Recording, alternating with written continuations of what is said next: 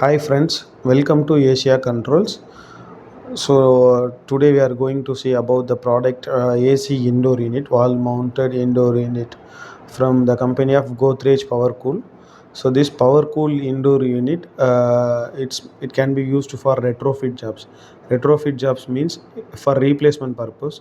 If your old indoor getting problem or it is coil leak, some other problems, PCB problems, blower problems, so you can use this indoor directly. This indoor can be compatible the gases of all three gases R22, 32 and R410 gases.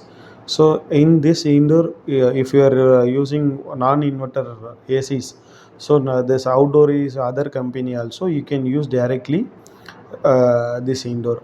Only if you are using inverter ACs, you cannot able to use this indoor.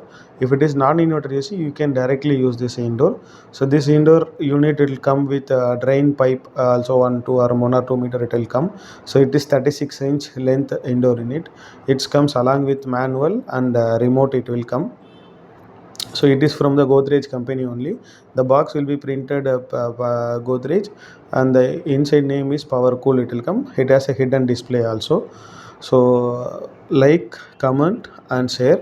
So don't forget to subscribe our channel. Thanks for your support.